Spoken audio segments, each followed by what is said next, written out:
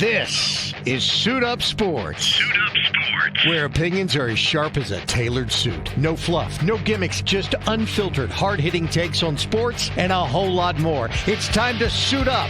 Now here's your host, DJ the Suit Stout.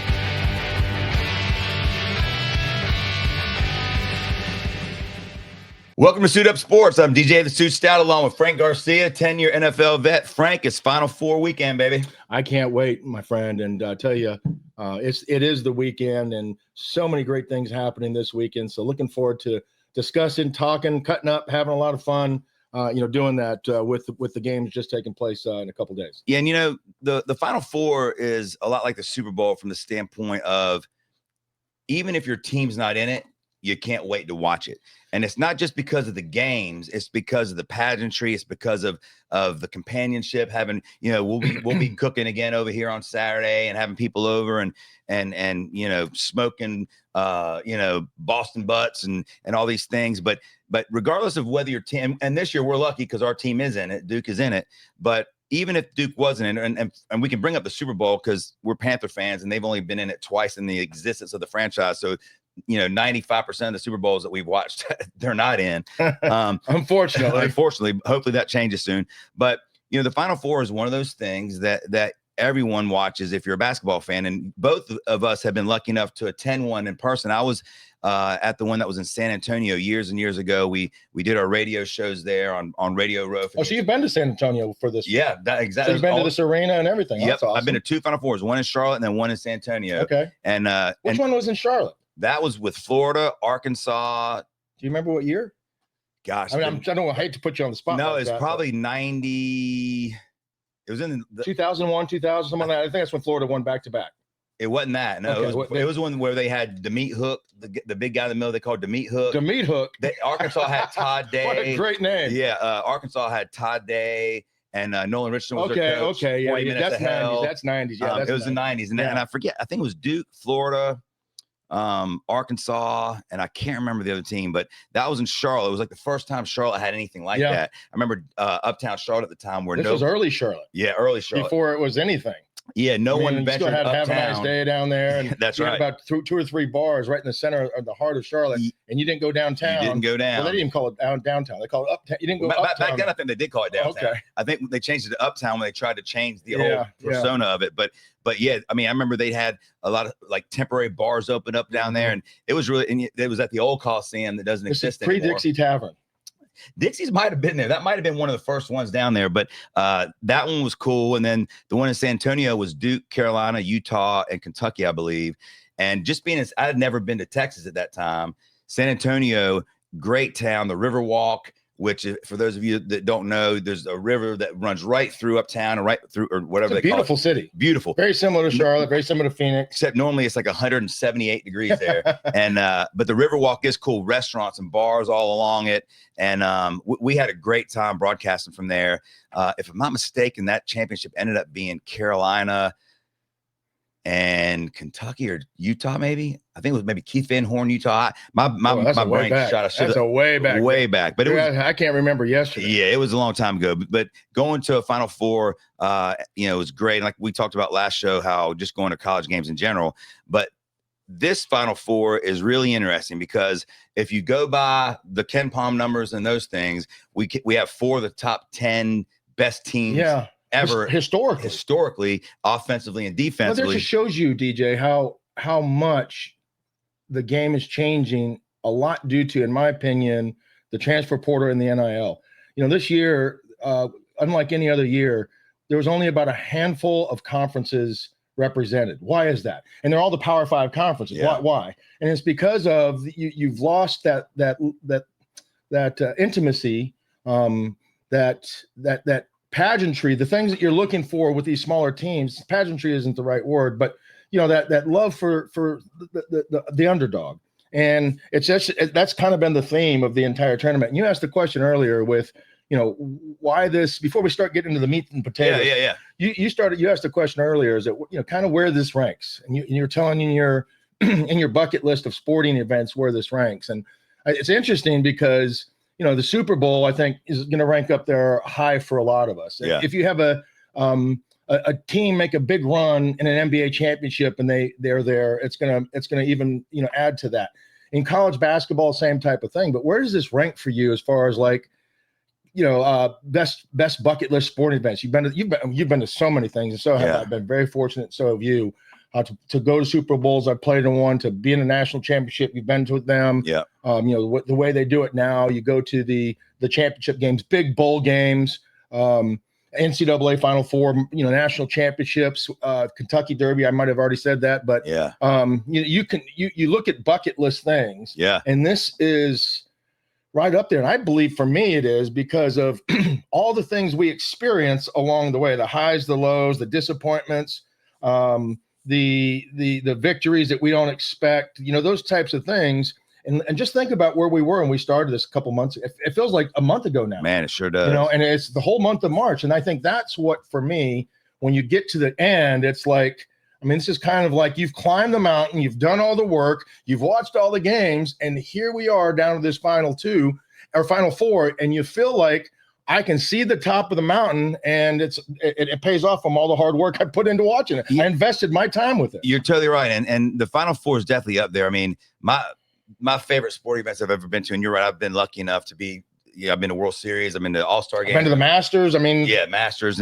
But for me, I played the Masters. I played Augusta. I was offered to play it several times. I turned it down because I didn't want to be embarrassed and kill anybody. But I got a great Augusta. That's when I was younger. I wouldn't turn it down now, but when I was younger. But for me, I think the best sporting events I've ever been to, or at least my favorite, and they all tie into with everything, everything included. I'm talking about the build-up, the pregame, all the things included, and it could be a golf tournament too. We have one right here in our backyard. I think they do a great job with the build-up and the things they have going on. They do.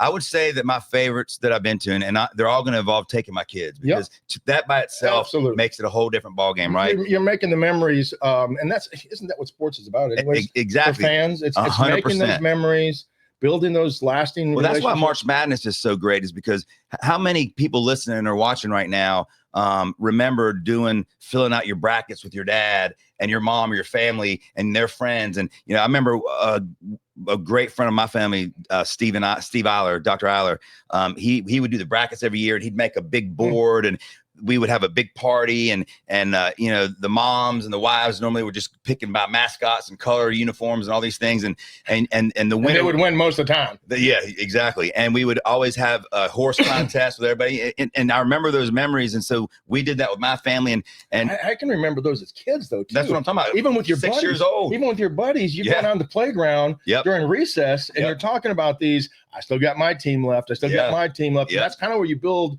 your allegiance and your loyalty towards these teams. And a lot of it has to do with your dad and what he 100% he pushed you towards. 100%. And now for kids, it's even easier because they have 18 apps that you can do 100 brackets on or bet on them or whatever the case may be. But you got 8-year-olds out there betting. I think my son, it was funny. I was watching President Trump yesterday holding up a list of the reciprocal tariffs, and I thought it looked like a parlay that my son puts $1 on to win $32,000 and has no shot. It looked just like one. But the best sporting events that I've been to, Final Fours are up there. I took my son Dylan, Big D, our producer, for his 21st birthday. We flew private to the Kentucky Derby. Wow! And I had been a couple times beforehand. Big D in a suit? Got him in a suit. What? I got a great picture. Did he have the linen on? No, but he had like a nice blue suit on. I can imagine that linen didn't last long with all those wrinkles. Sunglasses. Wow! Drinking bourbons on the way there. Mint juleps all day while we were there. I almost got in a fight with some little yuppie. That literally I thought what's a yuppie? Kid was wearing those shorts that look like they got like 75 different colors on them. I forget what they're called. Those 2024. You got to make those yuppies might get their feelings. Oh well, I think even yuppies would like. Yuppie. Let me ask you this: is a yuppie the way you would describe a Carolina student? This would make a Carolina fan with their penny loafers look just normal. Oh wow! Like this dude had, what are those shorts called? They look like they're patches of 100 different colors. Oh, not pastels. Whatever you're asking the wrong guy. Whatever they were, he was wearing those and some crazy colorful button down penny loafers. But isn't that what you're supposed to do? It ain't about the way he dressed. We sit down and we had great we were like in the maybe 7th or 8th row in turn 4, like great seats, and there were benches, right? And so Dylan and I sit down, and we had our. Was his name Spalding? I never found out his name. I almost did. But we're sitting there, and there was some people in front of us that were taking a picture, and they were gathering up in front of us so the person could take a picture of them. So Dylan and I just slid over a little bit so we wouldn't be in their picture. Mm-hmm. And this guy, he had to be about 25 years old, looks at me, he goes, dude, that ain't your seat. I'm going to clean up the language, but dude, that ain't your seat. That's my mom's seat. Oh, he started giving you the business. Yeah. And I went, I know. And you were sitting right next to him. Yeah. And I went, I know. And I moved over again so they could take the picture. And he goes, dude, I told you, man. And he starts cussing me. Oh boy. And you've had a couple of bourbons in you. Yeah, but I had a lot of bourbon in me. But even if he had probably, I've seen this, but he probably had 1,000 in him. Okay. And evidently he'd been mouthing off to everybody. Mm-hmm. And so, long story short, I forget exactly what it was he said. Plus, I've got my son Dylan with me, right? So you're always a little more protective when you have kids with and you don't want to be disrespected in front of your kids. Yep. And boy, I could tell you what I said, but we would get kicked off TV. But I went at him verbally, and he shut up. Mm-hmm. And everyone in front of me, the people that were taking the pictures, all turned around and said, "Thank you. Finally, somebody said something to this drunk kid, blah, blah, blah, blah." Oh. And then about 5 minutes later, here comes his mom. He was with his mommy. And now you see why. And she had all of his little things in her hand. Like literally, she went to go get his little T-shirts and his beard. Was she still feeding him from the breast? Well, it would not have surprised me. And but yeah, so taking Dylan to the Kentucky Derby, and flying there private and back was great. I took Dylan and Connor, both boys, to. So what was the more memorable part? Was it the story that goes with that? Was it the race, or was it the flight? Because I mean, it sounds like, of all the things you described, you didn't even talk about the horse races. Well, I have to believe that you didn't even watch the horse race. You were too busy. Well, the thing with Kentucky, with all the other ancillary things. Well, the Kentucky Derby, the actual Derby it's the second to last race. So you've got 12 races before, and we got there and we go to the merch place, and I buy Dylan all the kids. You had bougie seats too, correct? Yeah, we had good seats, and next to Spalding. No, we weren't. No, that was the year before. Oh, okay. And so, but we had really good seats in turn 4. It was actually the first Derby that I've been to that didn't pour down rain. The first 2 I went to had the most rain in the history of the Derby, both of them. So it was nice to just be in the sun. I had to go buy a hat because my head was getting torched, and Dylan wanted to get something to eat, so he waited in line, it seemed, for an hour just to get a cheeseburger because the lines were so long. That's what I've heard. But we're pounding mint juleps and having a good time. And then that was just a day. We flew back. We landed around 8:30 at night, and we went right to Steak 48. Oh, yeah. And a bunch of us had. I remember this day. We had. I think I had reminded the person you went with, Bob. Yep. That he had won a big parlay. He had won a huge parlay. It was either that, and he forgot it. Well, no, what happened was the horse got disqualified. And because of that, he won. That's right. That's what it was. And he did not throw his ticket away, which a lot of people had thrown their tickets away. But I reminded him, or else he was about ready. You text me and said, "Dude, are you watching this?" I'm like, "No, we're in the car back to the plane." And he went, "Dude, they disqualified the horse." And I went, "Dude, Frank said they just disqualified the horse." That's right. And then they would go nuts because they kept their tickets. That's right. And I think it was a $6,000 winner. Yes, it was a big winner. And paid for dinner. Oh, actually, I think I might have paid that one time. But Dylan and I didn't win crap on those. But that was a great one. And then I took Dylan and Connor to the national championship game in Atlanta with Georgia and Alabama. I remember which was the game where they put in. I remember Tua as a freshman. Yeah. He throws the bomb to Devontae Smith, 2 great pros now. When Georgia started becoming Georgia. Yep. I also took him to a World Series game in New York when the Mets lost the World Series to Kansas City. But the one game the Mets did win was the one we were at in New York. I almost got in a fight in that one, too. That was a pretty funny story. We're sitting like in the. Were the boys with you? Yeah, it was me and the boys. Why does every great story. I know. Why does every great story involve 2 things? Drinking and fighting. Well, think about that. I'm going to give you a little, let's do a little therapy. Do we have a couch? I need to lay down. No, but this one, I'm a Southern guy, and I've been up north many times, spent a lot of summers up there with family, but I'm a Southern boy, and we're there, and we had seats down the left field line. You're a Southern boy with a New York attitude, yes. And we're like, and vocabulary. Yeah, it's hard to clean it up. But we're sitting left field line towards the end of the outfield seats, lower level. The World Series. And behind us there's the concession stands or whatever, but they had like this one section where people could pay cheap for standing room only. And the New York crowd was going crazy. Well, the anthem's great, everything's going great, and Dylan and Connor were both tall, you know, like even though they were young at this point in time, they're probably 16, 15. They're big boys. They were tall, you know, and so I mean, you're 5'11", they're probably I'm 5'10". Yeah, Dylan's 6'3", and Connor's probably 6'1", and yeah, Dylan, and we're standing there and we're cheering, right? We're standing up, as is most people. Well, the people in the standing room only, some of the guys start yelling for us to sit down. And you student and saying it like mean, and I'm with my kids. You're right? in New York, though. You're in New York, but I'm with my kids. Like, don't talk like that. And Not, you know, and so in front of the kids, you're berating this other Spalding and well, no, but and dog cursing I also them. showed my kids that there's a point in time where you do have to say, hey, no, Only when it's not to me. right. Right. Well, the guy said he kept going, Yeah. and then he said something about sit your big ass like that. Oh, so you're talking to that's And you're like me. I turned around Yeah, that's all and he I said, you say one more word, I'm going to come up there and I'm going to break your neck. You said a lot more than that. No, I think actually that's all I said. And I turned back around. And then there about was a lot more 3 minutes later, a lot more verbs involved. there might have been adjectives and yeah. But about 3 minutes later, here comes 2 NYPD police officers.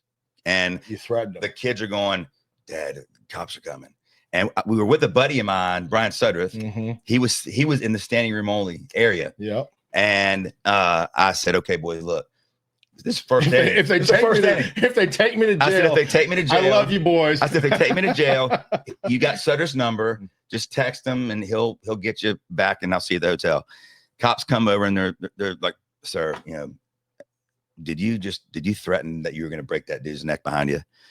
And I said, There's a New York cops. New York NYPD. Hopefully, they say thank you. NYPD. Yeah. And I said, sir, I don't really remember what I said because I was so mad because they had been yelling at my kids to sit down. And I did turn around and I did yell at them. I don't remember exactly what I said. I might have said that, but honestly, in anger, I don't remember. Mm-hmm. And he just went, look, have a good time with the kids. Just ignore these guys. They're going to keep mouthing off the whole time. Just don't turn around and say anything to them. You do me that favor? And I said, yes, sir, I will. Is this Chicago or New York? This is New York. Okay. This is So we're because there's a different accent. I know, and I don't even know what that was. Figure it out. I'm not sure what that was, but I do it. He walks away. We're cool. About 15 minutes later, David Wright hits a 3-run bomb. Everyone's going crazy. I turn around and look at those guys, and they're waving me up to them.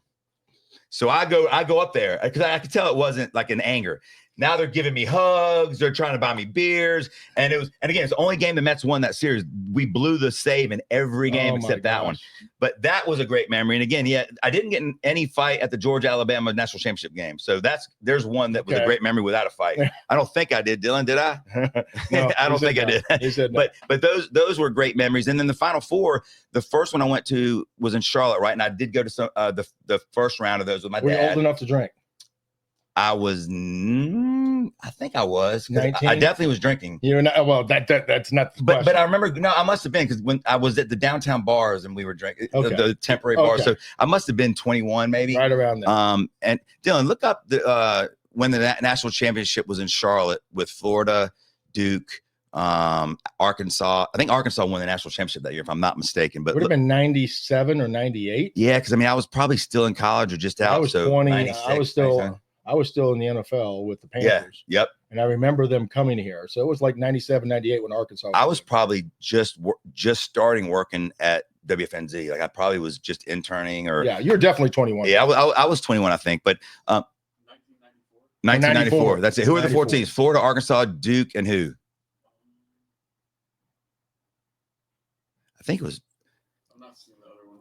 Look it up while we're talking, but those were great, and the Final Four in San Antonio was great because it was the first time we had done our radio shows, and you were part of this at Super Bowls, but we had never done it at Radio Row.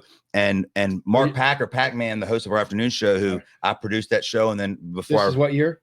The one in San Antonio would have been probably early 2000s. Okay, and.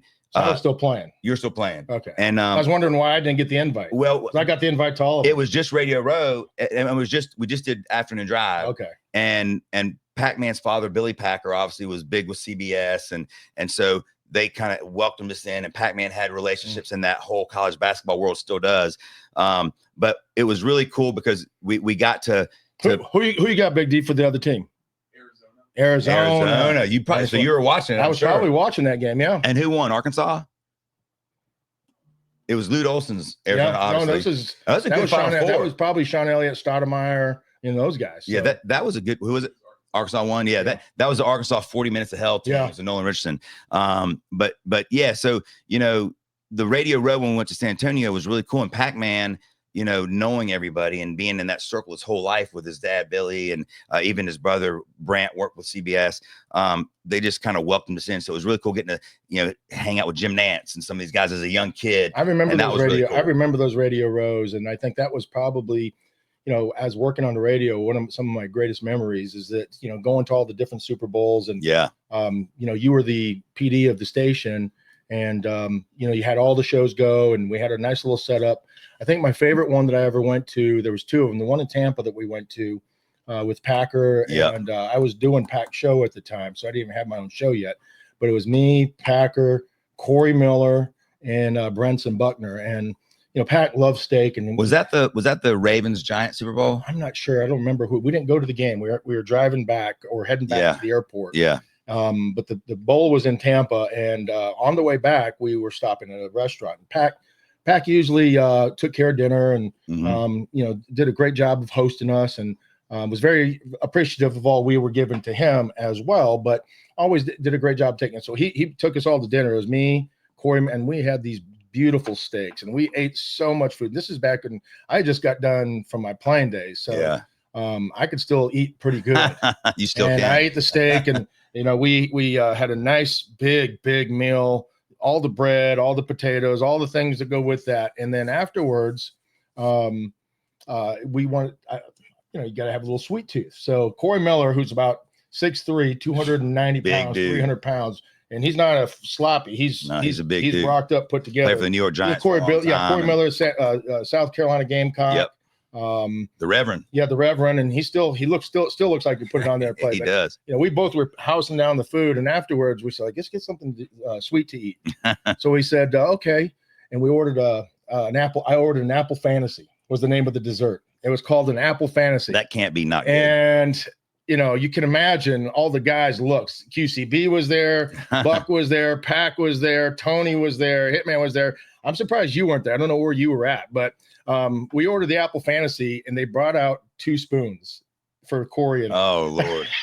And can you imagine what Brenson Buckner? Oh, I mean that made it on the show. It made it on the show, and we will never live that down. But Corey and I split an apple fantasy. Oh Lord, yeah, I can only imagine. It had the whipped cream and everything on top. I think that was the Ravens Giants Super Bowl, and you're right. Like normally we would do the shows there all week, and we would fly out on Saturday or Sunday morning, and we would be home for the Super Bowl.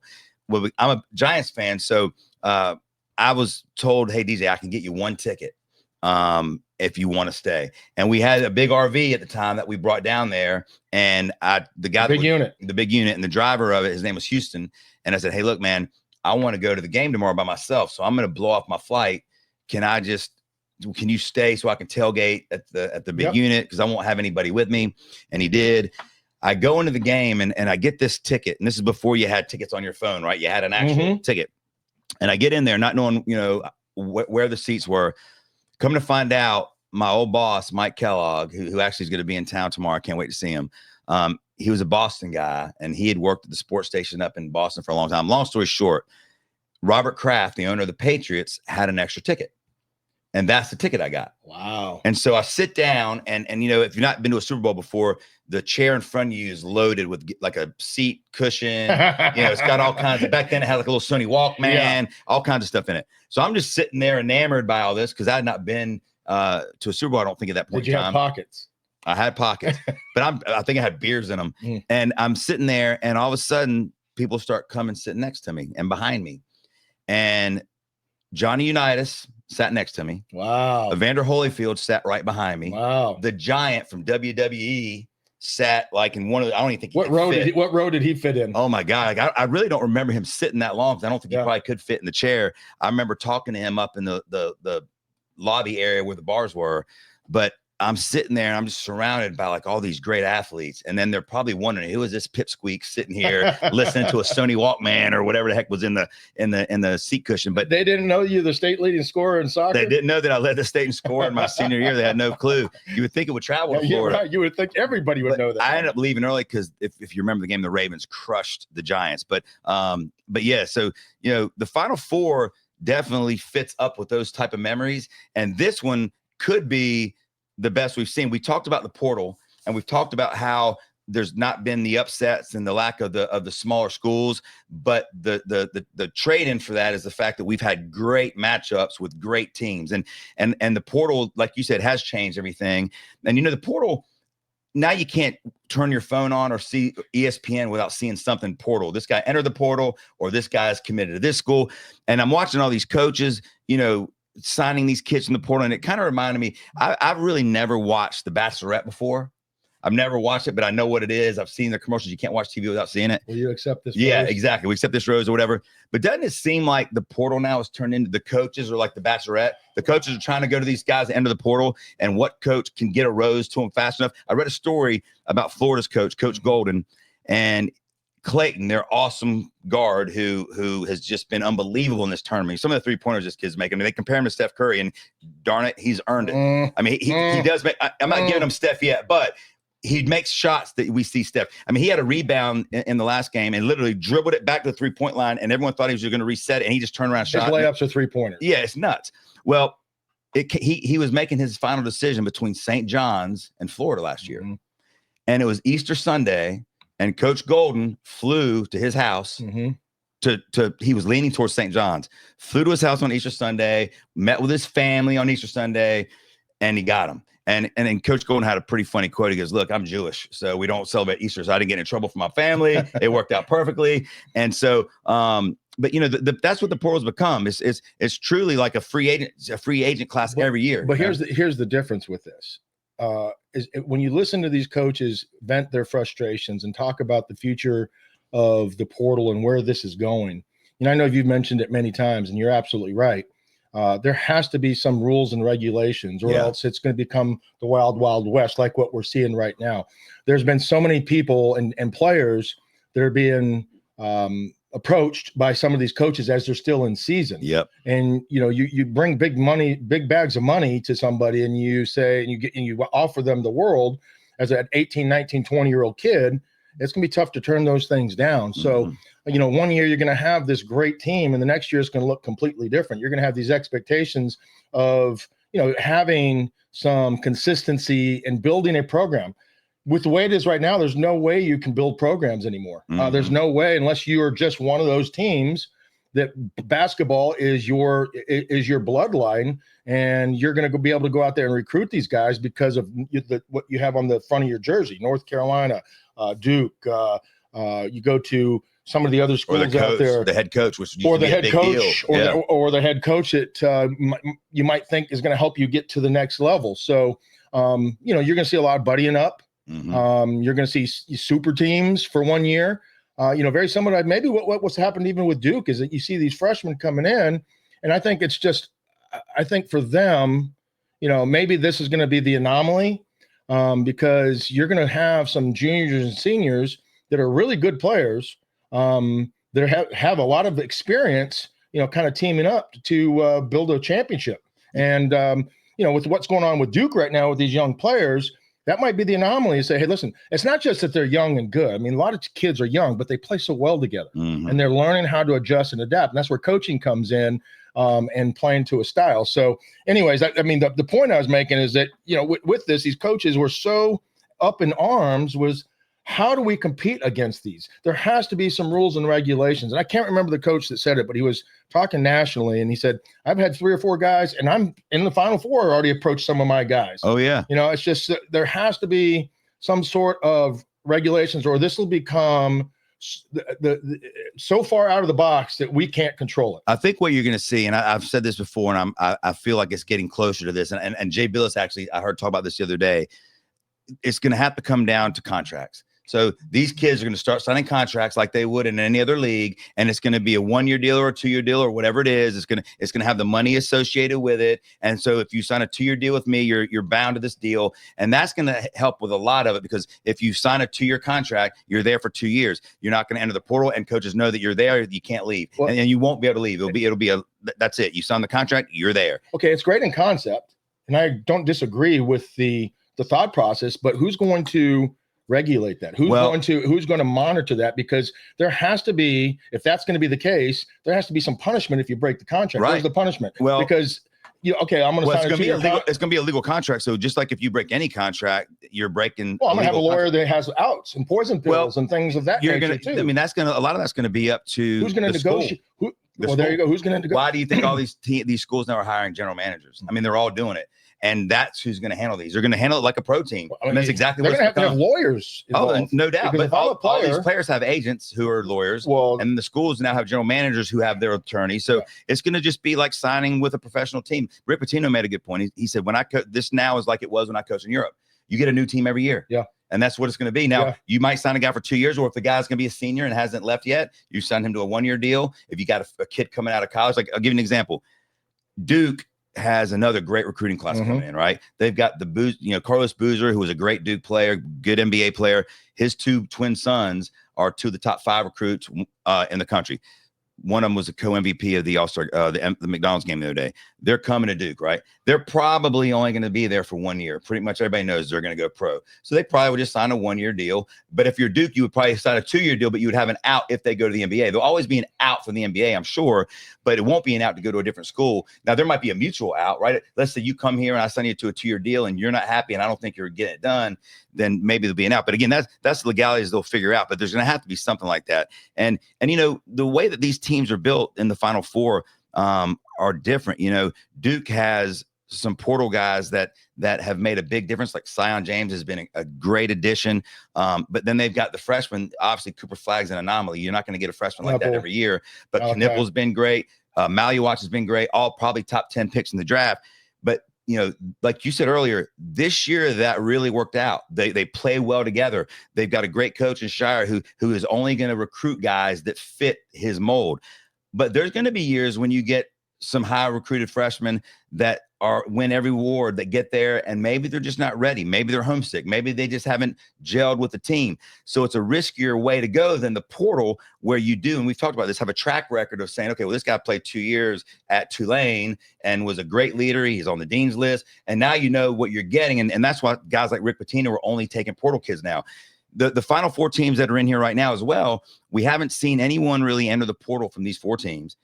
We've only seen, I think, 1 player sign with one of these teams from the portal. I think Auburn signed one of the really good guards that came off a team already. But other than that, these 4 teams have been pretty quiet. Now, I'm sure after Monday in the national championship, you're probably going to see these 4 teams popping up pretty fast, taking some of these best guys out there, because the really good kids are probably, number one, waiting because they want to be on one of these teams.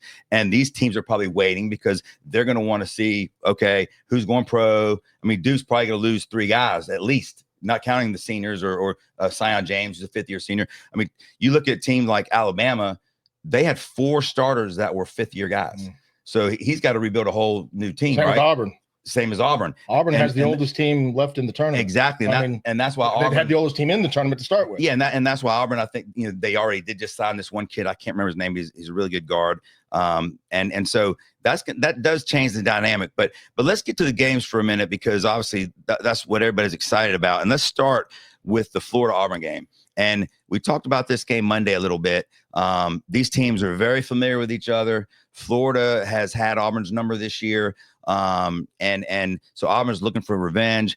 The good news for Auburn is Broome says yesterday that he is 100%, arms fine, legs fine, which if you're Florida, that's the last thing you wanted to hear, because he's been doing what he's been doing hurt.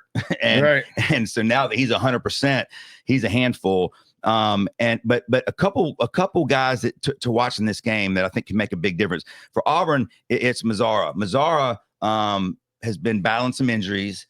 But when he's on, he is a difference maker on both sides of the floor. I think mainly on defense for Auburn, and he really has not been himself through the tournament. So I think he's a huge key for Auburn. And then for Florida, I think you look at a guy, excuse me, you look at a guy like what's the center? Condon, Alex Condon, 6'11". He got torched by Texas Tech. They would bring him out to the 3-point line and they'd go right by him. And he's an athletic 6'11". You know, Florida's full of athletic guys that are 6'7", 6'9", 6'11". But he had a bad game. Texas Tech really took advantage of him, especially on the defensive side. So, you know, he's going to have to step it up and bring his A game on defense, or it could be a long night for Florida. The Claytons and the Brooms of the world, we know they're going to get theirs, right? Clayton, like I said, everyone's comparing him to Steph Curry. Broom has been, you know, if he's not going to be the player of the year, he's going to be runner up to Cooper Flagg. It's one of those two are going to be player of the year. And he's just been incredible, even hurt. And he's been banged up a lot the last, month or so. So, they're going to get theirs. But it's guys like Condon or Mazzara that I think are going to be a big key in this game for Auburn and Florida. We both, I know, have been high on Florida all year long. When Florida has their A game, they really do look almost tough to beat. Now, we do think Duke now, the way they're playing, could have something for them, and that's not to take away from Houston. We'll talk about that in a minute. But Auburn's got to hit the three ball. They're going to have to hit their threes, and Mazzara's going to have to be healthy and play well, in my opinion. And Florida, look, they had to beat UConn by 2. And listen, UConn had the longest streak, I believe, in the history of NCAA. I think it was 16 straight wins over the 3 years, 2 national championships back to back. If it wasn't a record, it's up there. And even though they'd had a down year from their standards, Florida or UConn took Florida to the buzzer. That's right. Florida won by 2 points, and so that was a great test for Florida. And then Texas Tech, everyone watched that game last week. I told you I was in Newark for the Duke game, and everybody there was watching the TVs at every bar or every little entrance you could find one. When Florida's down, I believe, 13 points with 3 minutes left or something like that. And they come all the way back and get the victory. So Florida has shown grit and gut and have had the 2 toughest games in any team in the Final Four against, 2 top-notch teams. Auburn, we talked about how they've been okay. They've been good enough for the number 1 overall seed, but Broom was struggling a little bit with some injuries. And they've just done enough to win. They've played well. They've had, some moments where you wonder if they're going to lose, and they've kind of stretched it out. So they've done enough, but Florida has been battle tested this tournament. So that if they do get down early or even late, they're not going to fold up and say, all right. And Auburn is a veteran team. And they have the last game to go back to. If you remember the game, I watched most of that game. I turned it in maybe, after probably 6-7 minutes, because there was another game happening that I was interested in. And I flipped over to this one. And when I looked at the game, Auburn was up 7 points, and very similar to the way they started off against Duke. They were on fire from the outside. They were hitting every shot. But over time, Florida started coming back. And I think at one point they were up 15, 16 points. It looked to be a blowout. They might even got as much up as 22, if I'm not mistaken, in that game. And then eventually Auburn started kind of crawling back in towards the end of it. But, 22 is a pretty big deficit to overcome. Florida, they beat them up. They out-athleted them. I don't know if it was just a bad game for Auburn. Auburn had played poorly down the stretch. They played about as well as anybody in the game, but sometimes it's about matchups. And as you pointed out, bringing the big guy out to the 3-point line, Florida has guys that can run by, a lot of guys from the 3-point line. And they have athletes everywhere. And it's just, I think this is going to be a game based on momentum, some toughness. But, again, as you go back to that time that we played you, these are the things that took place. And, maybe Auburn hits a couple more shots, changes the momentum of those games, things like that. But for the most part, I think Florida is the better basketball team. And, as hot as anybody in the country right now. Auburn, they both played tough games. They both overcome some obstacles. Florida's healthy. They have the better shooter, in my opinion. You just pointed them out. Clayton. And they have the guys inside that can be erasers. And they're going to take advantage. They're going to play. They can win any style of game, as we saw when they beat UConn. As UConn tried to slow them down, beat them up, Florida's able to stay in there and eventually get their shot going. But I like Florida in this one just because of the past and what they've done. I like their matchups. Broom is going to get his. Mhm. And as a coach, you say, okay, we're not going to allow, we don't want him to get his points, but if he gets his points, it's okay. Let's not let these other guys. That's it. Exactly. And with Florida, same kind of thing. I mean, Clayton's going to get his points. That's right. But you don't want to. There's more guys in Florida than there is in Auburn. I think that's the difference. I agree. And the spread has varied between 2 and 3 points. I'm with you. I think Florida wins. I do think it's going to be a great game. I don't think it's going to be a blowout. I think it'll be a tight game. I think Florida wins by 7. And that's the other thing too. I mean, nobody gives credit to the length of Florida because they all talk about Duke. Yeah. Florida has some length They too. sure do. And I think the 2 teams that have beaten Auburn this year were bigger than them, at each position. And I think that's the thing that stands out. Florida is, they're a taller basketball team, probably the second in the last 4. And, Duke was the other team that beat Auburn. Same type of game. I mean, Duke and Florida, those games when they played Auburn kind of mimicked each other. Auburn jumped out to the big lead early. Duke fought their way back. Florida fought their way back, had a pretty substantial lead. And then the other team was able to kind of maybe keep it within respectable reasons and, respectability when it comes to, the end of the score. But I think, I think Florida just has more weapons than Auburn. Yeah, I agree. I think we're both on Florida, and I think we both think that they'll cover the 2.5, 3-point spread. Duke Houston, going to be a great game. Again, Calvin Sampson, great coach. I've been watching a lot of interviews with him this week because with the Final Four being in San Antonio, they're the home team, for lack of a better word. Is that going to matter?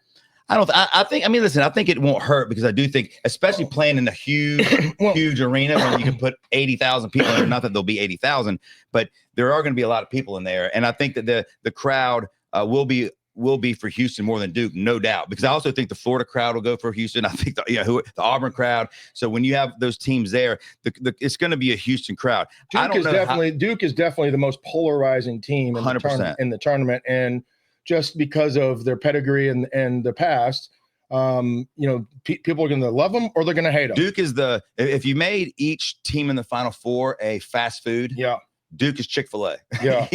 They're the prim and proper, very, and kind of little swag to them. You either love Chick-fil-A or you can't stand them. Not open on Sundays. Thank God there's not a Final Four game on Sunday. It'll be Saturday or Monday, And Houston's kind of like the old school McDonald's, with the old arches. They play a little old school basketball, play great defense. They're very well coached. They got some dogs on defense. But the one thing that's interesting with Houston is against Purdue, which was a great game. Houston was in their face, very physical, on the ball, tough.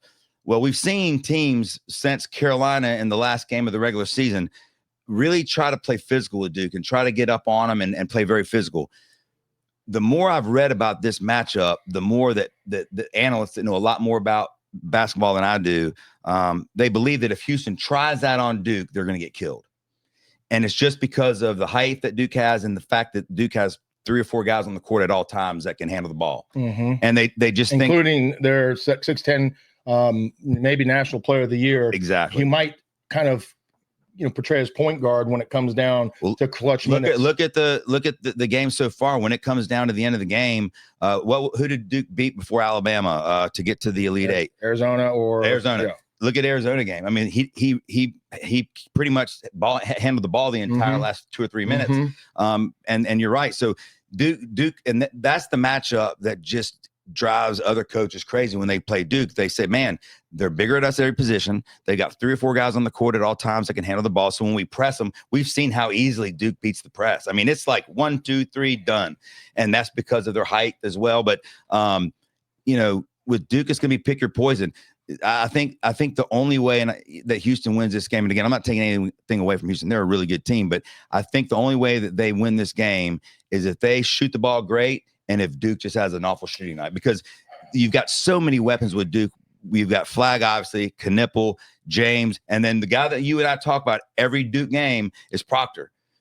If he's on, then Duke usually cruises because you got a 6'6" point guard, shooting guard, and him and Sion James kind of switch that up. And Sion James is a big dude, but if Proctor's on, because he gets so many open looks due to the fact that you have to pick your poison. So if you're going to choose between Knipple and Flag, Proctor gets a lot of open shots. He's been hitting them. And he's a junior, right? So he's got experience. Sion James is a fifth-year senior. He's got experience. So they've got experience in that backcourt to go along with these freshmen. And look, Duke plays 5 freshmen. Foster's been getting playing time. Evans gets a little bit of time. But Proctor's the key as far as I'm concerned, because when he hits his shot, they tend to cruise to victories. Well, I think that was the biggest difference against Bama when they played them. You were at the game. And when you went to the game, the noticeable difference was just the size, of the game and the speed in which these guys played. And you saw that, especially with the point guards. And, I think right now when you look at this matchup, you look at, guys like Proctor, Knipple, 6'5", 6'6", guys that can all handle the ball. It's James, another guy you talked about, looks like a linebacker out there. That's 3 guys right there that can handle the ball. And then you throw, the fourth in there that might be probably the best distributor, passer, has the best vision of all of them, and that's Flag. Yeah. He becomes a threat any way you pick your poison, because if he's off the ball, he can get open, hit some shots. If he's controlling the ball, now you're going to pay all your attention on the National Player of the Year, which is going to allow open opportunities and good looks for other players. And the guys that we haven't even mentioned yet is going to be the difference is Maluach. When you look at a 6'7" guy who's just coming into his own and getting better each and every game, now has some battle-tested minutes as a freshman. Yep. If he doesn't get into foul trouble, and even if he does, the backup the other freshman has been great. Has been really good too. And I don't think that's talked about enough in this game. I think when you look at Houston, you look at Duke, when you look at their 5 guys, Houston can hang with Duke, I think, for the most part of the game. If they're getting hot from the outside, I think it's been a great game. If they come out cold because of the height and the way that's affecting the ball, the shots, it's going to be a long night for Houston.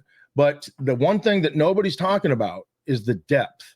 Mm-hmm. Guys coming off the bench, Duke is 10 deep. Yeah. Duke is 10 deep. And in a game like this, if we're not talking about if Houston gets in foul trouble, what happens to those guys? Because when you look at basketball in the NBA or in college, your starters have X amount of minutes in their tank, right? But what happens in those other minutes when they're not playing? Who's going to be the person that kind of lifts up the team to be able to, sustain or grow leads? And I think when you look at Duke's 5 versus Houston's 5, it's pretty even.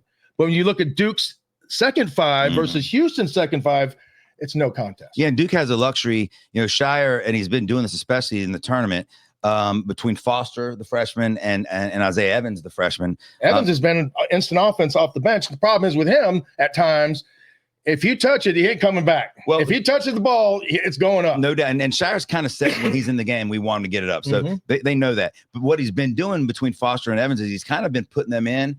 And whichever one of those guys start off well gets the playing time. And he's kind of riding the hot hand between the two. Both guys have good size. Foster's a little sturdier. Both can shoot. But Isaiah Evans is instant offense. I mean, you brought up the Auburn-Duke game earlier, and Duke doesn't win that game if Isaiah Evans doesn't play the way he played. I think he had 16, 17 points. I think he hit 4 or 5 threes.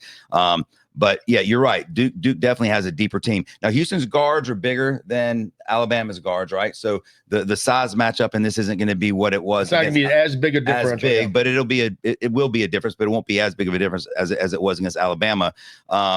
And Coach K kind of came out of the shadows this week. I don't know if you saw, he's been kind of staying back, and I thought it was kind of perfectly timed because Shire was just named National Coach of the Year. He's setting records for, I think, most wins in his first 3 years of a head coach of Division I team. And Coach K has kind of stayed in the shadows, let him do his thing, which I thought was smart. But this week he's kind of come out now with all the Final Four publicity and talking. Obviously, he's going to do interviews because legendary Duke coach, and he as the young kids say, he gave Shire his flowers. And the thing that I like that he said the best is that you don't hear, and other people have said this, when they're talking about Duke now, you don't hear Coach K mentioned anymore. And it's because, but think about it, we really haven't heard Coach K mention that much at all. And it's nothing against Coach K. It's because Shire has done such a great job since he's been the head coach. And you and I were both after year one, we're like, okay, like he's all right, but I don't know. And then year two, I remember there's a couple of times when I don't know. And then, but then there'd be a game where we go, okay, this year it seems that he's put it all together as a coach. Number one, obviously he's got a great team and he's a good recruiter. He was a good recruiter when he coached for Coach K, and that's part of, I think, why he got the job. But when you hear the teammates that played with him as well talk about him, about what a dog he was when he played, about how smart he was when he played, and how they all knew that he was going to be a good head coach, didn't know it would necessarily be at Duke. And listen, Coach K handpicked him, and he handpicked him when he has a tree of guys in coaching with Chris Collins, Wojo, Amaker, Dawkins. He's got a nice tree of guys underneath him if he wanted to go that route. Instead, he went with a guy that had never been a head coach before, and a lot of people thought, what is he doing? And just goes to show you, number one, Coach K knows exactly what he's doing. When you're head of USA basketball and you see these young players and you know the potential, there's certain guys that have talents for different things, right? And Coach K has an eye for talent. Yeah. When it comes to coaching, and when it comes to playing, right? Yep. He can see those things better than a lot of people. You have it when it comes to music, right? You have national awards, because of those things. I have it in sports as well. I have the ability to see what greatness looks like because I've seen it. Mm-hmm. I've experienced it, and I've played at the highest level. So when I see that difference, right, and typically it's just, for me, it's just, it makes your eyes jump. Mm-hmm. When guys are watching film, everybody will tell you, when you're watching the film and everything these guys are moving at full speed, but there's one guy that's going to make you flash. It's going to make your eyes jump. Yeah. Usually that's a guy like Tyreek Hill or somebody like that. It's funny. I just literally was watching a portion of Greg Olson's, great Carolina Panther and now great analyst for Fox. I was watching a portion of his podcast this week, and he had Luke Kuechly on, and he said, and we all love great stories, especially from athletes that were great at their game, like you were, and like Olson and these guys.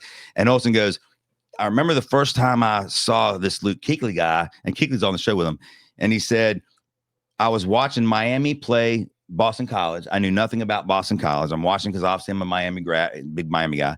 And he goes, and there was this white linebacker, number 44, that was making every single play. And I thought, that guy's good, but I didn't really think much about it. And then he intercepts the ball, and he takes it 50, 60 yards. And that's when I noticed him, not because he intercepted it, but because Miami had a fast team. And the further Kuechly ran, the more distance got between him and the guys chasing him. And the guys chasing him weren't linemen. That's going to happen. They were receivers. They were receivers and DB and running back. Yeah. And so Olsen went, God almighty, who is this guy? And he looked it up, Luke Kuechly. And then he didn't think about it again. Fast forward a week or two before the draft, Panthers had the 9th pick in the draft. Greg said he was in the weight room at the Panther Stadium lifting weights, and he sees the scouts come in, and they've got this kid with glasses on and looks like Clark Kent. Yeah, it looks like Clark Kent. And they bring him over to Greg and say, hey, this is Luke Kuechly, and they introduce him or whatever, and that was it. And they walk away, and as they're walking away, Greg called one of the scouts over and said, hey, come here for a minute. And the scout comes over, and Greg said, so is that kid is he that good? Like, is he here because we're considering him for like the first pick, like number 9? And the scout goes, Greg, let me tell you something. Not only was he the best player in the ACC on defense, he was the best player in the ACC, period. And it ain't close. He is a can't miss stud. And Greg said, and we really he's somebody we may take at number 9, like a linebacker. We've got that. Yeah, we might take him. John Beeson, I believe. Yeah, Beeson there. Yeah. And so anyway, they didn't tell him they're going to take him, but they said, yeah, we're definitely considering him there. And then the rest is history. But you're right. Like good players, as you were talking about, have an eye for talent that maybe guys like me, I can watch football all day, and I think I can pick out. It's from watching so much film over and over again. And, I don't care what sport it is. I don't care if it's basketball. I don't care if it's baseball. Baseball may be a little different. You might hear something a little different on the sound of a bat. You'd probably relate to that a little bit. Baseball now is really so many metrics in right. it. But there's a different sound when guys hit. Yeah. Right. When they're taking batting practice. And some guys, it sounds like a sonic boom, and other guys just have good like a golf guy too. Golf is a great example of that. Yeah. You see a guy go out there that has talent, and this ball sounds differently when it comes off of his club. It looks differently. It feels different. So those are the things that, other athletes that have been and studied, film forever, they see. When Luke Kuechly is a great example. I was watching a clip of him today, and everybody else was kind of going laterally. And, they were talking about how he diagnosed plays and things of that nature, so that when he understood the defense, he understood the offense and the set that they were in, and these were the things that they do out of those sets. It gave him an advantage where he didn't have to think, he could just react. And you could see it physically happening when they're playing the game, is that linebackers on a screen pass, going, everybody's a misdirection one way, throw the screen the other way, and he's kind of sitting in the middle just playing possum a little bit. He knows what play they're running, but when he sees it and he sees it develop, he fires. And when he fires, everybody else is going sideways, and he's the only one, and he hits the running back before, as he catches the ball, takes one step, hits it, fumbles, picks it up, goes and scores. It's just, it makes your eyes flash. Tyreek Hill is another guy that makes your, Marvin Harrison, Larry Fitzgerald. You can go on and on, with guys that you just, when you watch them play, there's something different about the way that they're playing. And these are the best in the world going against the best. So in this game, it's the same type of thing when you see a guy like Cooper Flagg. His eyes make you jump because it's a big guy doing small guy things and looking just as athletic and quick as a small guy. Those are going to be the difference makers and stands up. When coaches see those, they're like, this guy is going to, he's going to be a generational talent. The thing for Houston, getting back to this game, where their talent is in their dribble drive penetration, right? And that's going to be a challenge for Duke, because as good as they are on defense, right, these guys from Houston are going to be able to use their athleticism and their quickness and their speed to get by guys at times. And what happens when that happens? Are you going to put Malwatch in foul trouble? Are you going to be able to hedge off of somebody else and give wide open looks? Conversely, on the offensive side, where they struggle, Houston struggles, they're very similar to what BYU was. I remember if you watched that game against Alabama. BYU, Sampson's going to pick his poison. You're not going to do this, or you're not going to do that. We're going to take something away, and what we think gives us our best chance to win, and probably is something that you do really well. We're going to try to take that away. And whether that's we're going to take away the three-point shot, or we're going to pack in our defense and allow three-pointers. Houston, in their conference, was 12th in their conference because they decide that what they do well is they pack in their defense. And they're going to have wide open looks from the outside, right? So their efficiency, Duke's efficiency from the outside, is going to be potentially the difference in this game. If they hit their three-point shots, all right, they are going to run away with this. I agree. And this is not like, the difference between this Duke team and I think other Duke teams in past that we've seen is they were only 3-point shots. And if you took that away, or if they weren't hot, they couldn't beat you. This team, they still can beat you by going inside, because they got 7'1", 6'10" that are going to be able to take advantage of different mismatches or matchups. So let's get to the pick, because I want to go back to a football conversation real quick. But Duke, Houston, Duke's favored around 6 points. I believe it's been anywhere. It's been 4.5 to 6. I think it's trending towards 6. The question is that the Duke bias coming in, where they have a big following, and it's like I said, you either love them or hate them. But when you love them, I think I saw like 78% or 80% of the bets on the winner of the entire thing, I think, is on Duke or something like that. Florida's but the concerning part, I was on the greatest show on turf. That's right. The biggest point spread total in the history of the NFL. We had played them earlier. We had beat them by 2 touchdowns and took a knee on the 3-yard line at their place. And we knew that this wasn't the same team as they came in, but they came out, they clung together. And, that's where veteran players, have a tendency to be able to have a little bit more chip on their shoulder. Houston's going to have the bigger chip on their shoulder, in my opinion. And I don't know. I mean, this game is starting to concern me a little bit because of how much people are patting Duke on the back and saying how well they're going to do.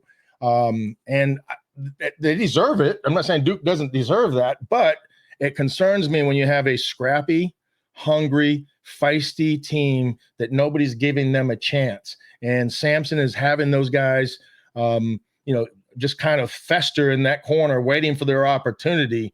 That's the one thing that, that concerns me a little bit about Duke in this game. But I still would take Duke. And I agree. I don't know if I'd go with the points, though. I agree with everything you said. I do think Shire will do a good job of keeping all that noise outside of the locker room.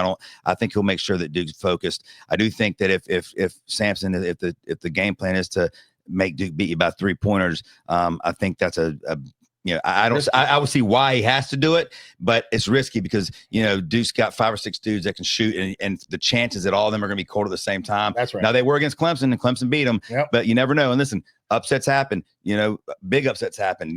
When NC State beat Houston, no one thought it would happen. Now, this wouldn't be nearly that kind of upset. The other thing, just to finish up on this, I think Duke does cover, but I do think that if you look at the trend, I think in the entire Sweet 16, the top seed has won every single game. Yeah. Well, you got 4 top seeds. Well, I mean, like the one seed, right? Oh. So now you've got 1, 2. So I think Florida's going to break that trend. I don't think both underdogs would win. I think Florida being the underdog, I mean, they're favored, but as far as seed wise, I think they're going to break that streak. And then I think it'll be Florida Duke in the championship. And if that's the case, either way, we'll be talking about it Monday. I want to go back to football for a minute because we're going to have Brett Hoffman on in about 15 minutes to go talk NFL draft. But you were talking about Kuechly, and we were talking about some of that stuff. There's a bunch of buzz this week about Jalen Walker, the linebacker / defensive end from Georgia. 6'1", 245 pounds. And that's not very big, people. Is he 6'1"? Is he 6'1"? 6'1". I knew he was 6'1" or 6'2", but I do know that there's a lot of buzz about him. And I know that in his pro day at Georgia, when they talked to him, they talked to him about the teams that have shown interest. And obviously he said the Panthers are one of the ones. He was glowing. First of all, seems like a great kid. Everything you hear about him, great kid, huge motor, athletic, blah, blah, blah, all the great things. He spoke very well of the coaching staff for the Panthers. And then Coach Canales for the Panthers was asked about him this week at the owners' meetings and was just, couldn't have said better things. Said that every Bulldog we've talked to says this kid is an unbelievable player, unbelievable kid. He gets side to side. He can rush the passer. He can play linebacker. And the more they keep describing, and maybe it is because he's 6'1" or whatever, is that, at Georgia, he's 6'2", 6'2", okay, 245. Same thing. He's not really 6'2", but he can. Yeah, but the combine for intensive purposes. I mean, I say I'm 6'2". Right. When I go to the combine, I was 6'01", Right. So I'm just a shade under 6'2". But still 6. I tell everybody I'm 6'3". Well, I'm 5'10", 6'2", 245, can run. He played outside and he played and rushed the passer at Georgia. Didn't rush the passer as much. But my point on him is now most of the mock drafts you look at have him as the Panthers guy, right? So I'm doing some research on him, and you can find mock drafts that have him going to the Panthers at 8. You can find some that have him going before then. And then you can find some where he's going 14, 13, 15.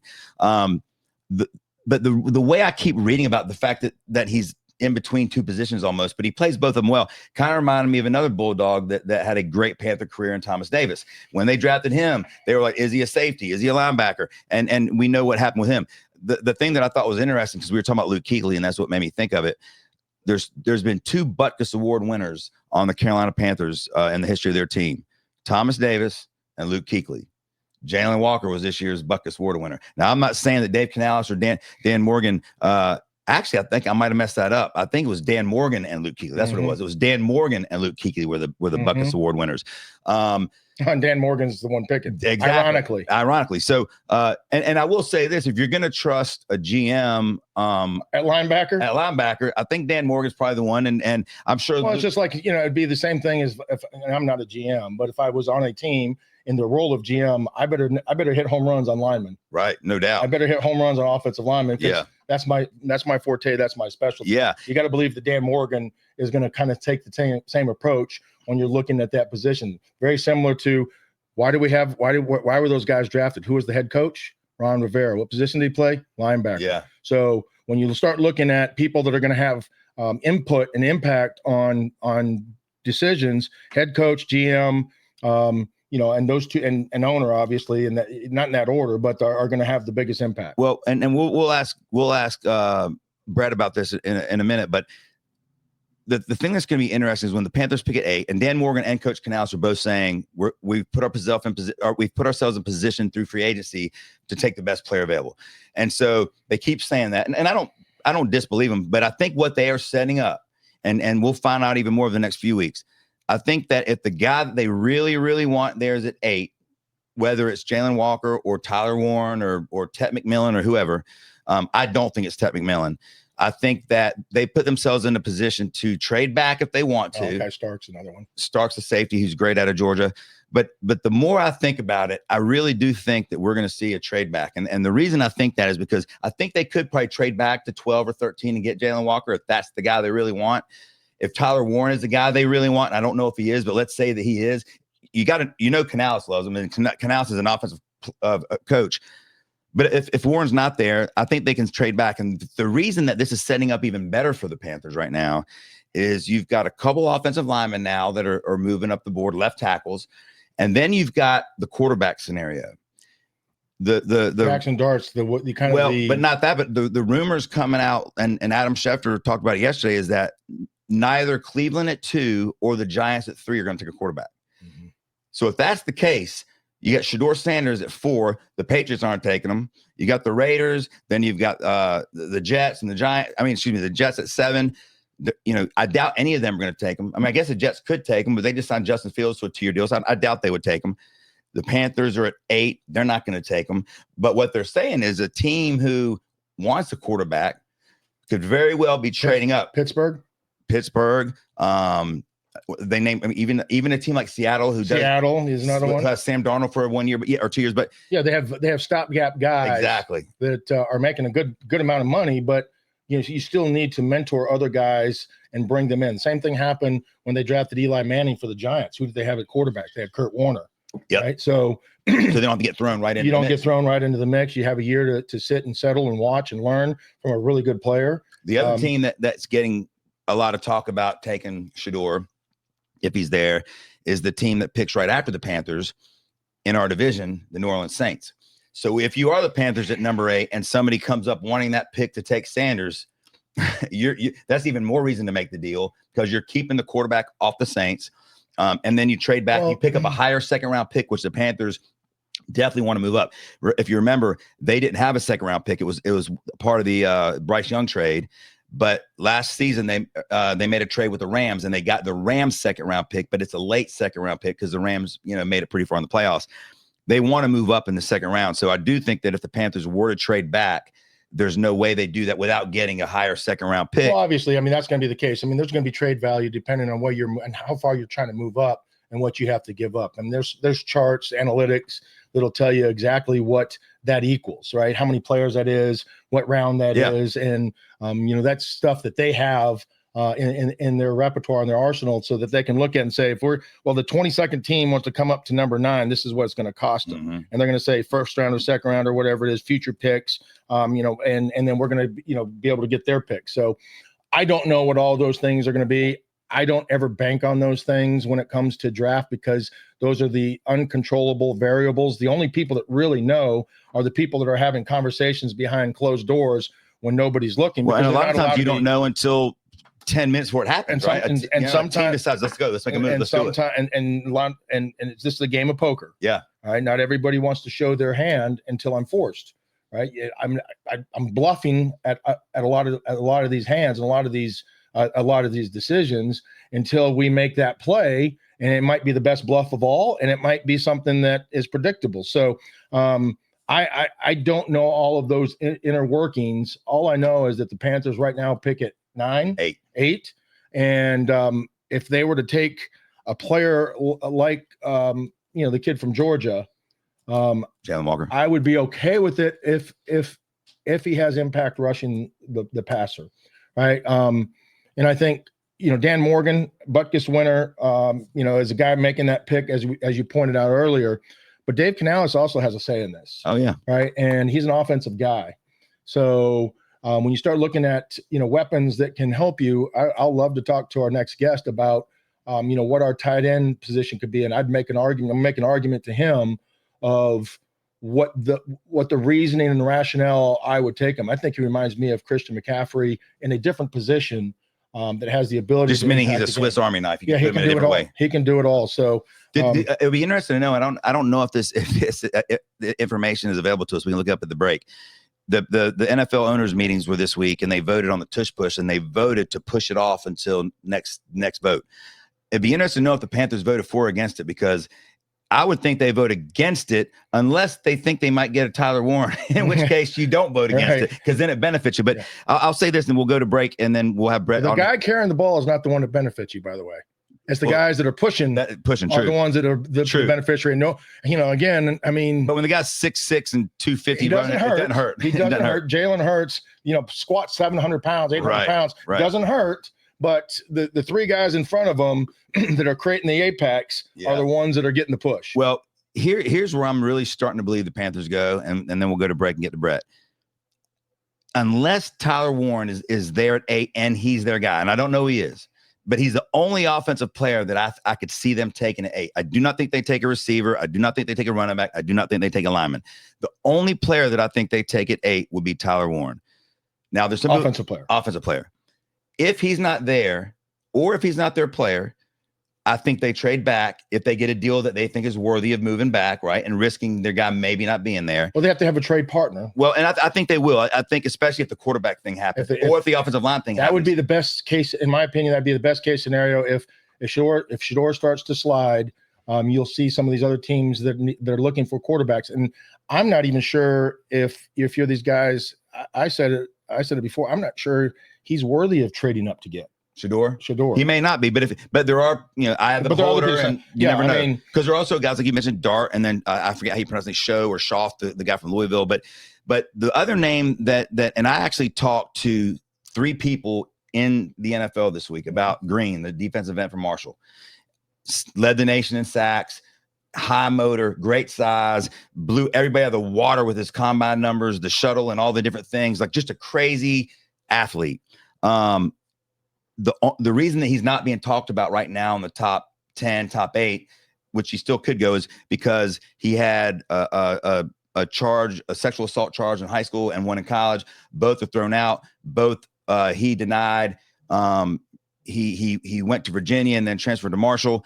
The NFL obviously has done hours and hours and hours of homework on the guy. I talked to 3 people in the NFL who do believe that have talked to people that he's got a clean slate. The guy addressed it. Green addressed it, by the way, the first thing he did at the combine. I think they've checked it out enough to where they do believe that he's not a risk, that there was some other circumstances, and we won't get into all that. But isn't it funny how the more talent you have, the less risk you are? Well, possibly, but I'll tell you what, there's also teams at the same time. Howie Roseman, the great general manager of the Philadelphia Eagles, who drills the draft every year, I saw an interview with him the other day, and he goes, I don't care how good a player is. If they've been arrested for domestic violence, we won't take them. I don't care what. That does not fit our brand. So there's certain guys that have that. If there's any flags, we won't take them. I mean, you could argue the Panthers last year taking a chance on Brooks, the great running back from Texas, coming off an ACL.